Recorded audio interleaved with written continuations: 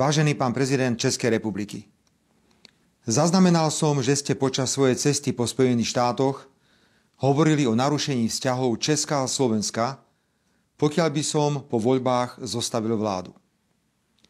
Vaše vyjadrenie je veľmi bizarné vo svetle faktu, že som držiteľom vysokého českého štátneho vyznamenania Rad Bieleho leva. Práve za budovanie vynikajúcich vzťahov medzi našimi bratskými krajinami.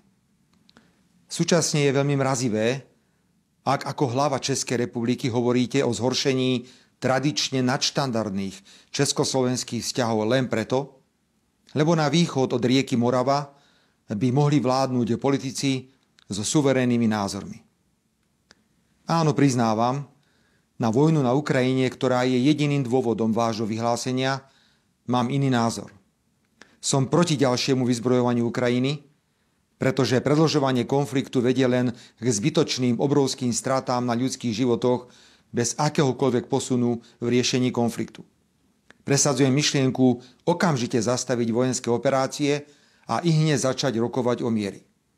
Viem, že rokovania budú náročné a zdĺhavé, ale lepšie zastaviť vojnu a 10 rokov rokovať, ako nechať Ukrajincov a Rusov, aby sa ďalších 10 rokov bez výsledku zabíjali. Áno, mám iný názor na účinnosť protiruských sankcií. Poškodzujú viac Európsku úniu ako Ruskú federáciu. Áno, považujem prípadné členstvo Ukrajiny v NATO za rizikový faktor pre celosvetový mier. Áno, som za autonómiu Európskej únie v zásadných zahranično-politických a bezpečnostných otázkach. Európska únia má svoje postoje formovať v rovnocennom dialogu so Spojenými štátmi a nielen slepo a nekriticky kopírovať americké záujmy. Prečo pre Boha, a to sa pýtam s plnou vážnosťou, majú tieto suverénne stanoviská slovenskej sociálnej demokracie viesť k zhoršeniu československých vzťahov? Má to byť neadekvátne zdvihnutý prst a varovanie adresované slovenským voličom, že voľba slovenskej sociálnej demokracie bude viesť českú politickú reprezentáciu k úmyselnému zmrazeniu československých vzťahov? Ak bol toto účel vášho vyjadrenia, nepriateľne zasahujete do priebehu slovenskej volebnej kampane a ja to musím rázne odmietnúť. Toto som si nikdy vo vzťahu k českej politickej scéne nedovolil, lebo rešpektujem suverenitu Českej republiky a jej vnútorné záležitosti. Vážený pán prezident, nie je zhoršenie vzájomných vzťahov, ktorým strašíte slovenského voliča kvôli našim iným názorom, príliš veľkým rizikom? Obrovskou cenou za malú, politicky prakticky bezvýznamnú službu, ktorú robíte slovenskej prezidentke Zuzane Čaputovej? Prezidentke, ktorá otvorene vyjadruje nepriateľstvo k slovenskej sociálnej demokracii a ktorá súhlasila s bezprecedentným zneužívaním trestného práva na likvidáciu opozície, aby nemohla byť úspešná v parlamentných voľbách 30. septembra. Vážený pán prezident, vaše vyhlásenie nezmení nič na našich suverénnych pozíciách.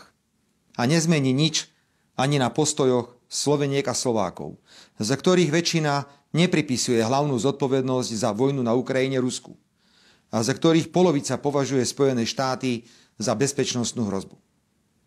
Vážený pán prezident, chcem vás ubezpečiť, že bez ohľadu na to, či slovenská sociálna demokracia bude vo vláde alebo v opozícii, budeme si vašu krajinu mimoriadne vážiť a budeme s úctou rešpektovať každý odlišný postoj, ktorý vy osobne alebo česká politická reprezentácia zaujme. Tak som bol vychovávaný. Rešpektovať iný názor. A prirodzene očakávam, že takto sa bude každý stavať aj k našim legitímnym stanoviskám. Žijeme v zvláštnej dobe. Ten, kto podporuje mier, je vojnový štváč. Ten, kto podporuje vojnu, je mierový aktivista. Počas 10 rokov pôsobenia vo funkcii slovenského predsedu vlády som zažil 7 českých premiérov a 2 českých prezidentov. A prakticky so všetkými som mal nadštandardné priateľské vzťahy. A veľmi, veľmi si želám, aby to tak bolo stále. Mimoriadne si vážim, že dvaja velikáni českej modernej politiky z opačných brehov politickej rieky, pán prezident Zeman a pán prezident Klaus, zaželali slovenskej sociálnej demokracii do nasledujúcich parlamentných volieb všetko dobré.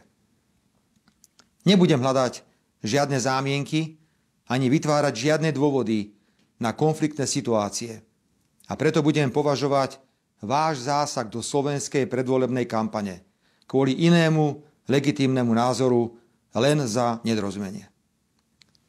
Česká a Slovenská republika si zaslúžia vzájomnú úctu, rešpekt a priateľstvo.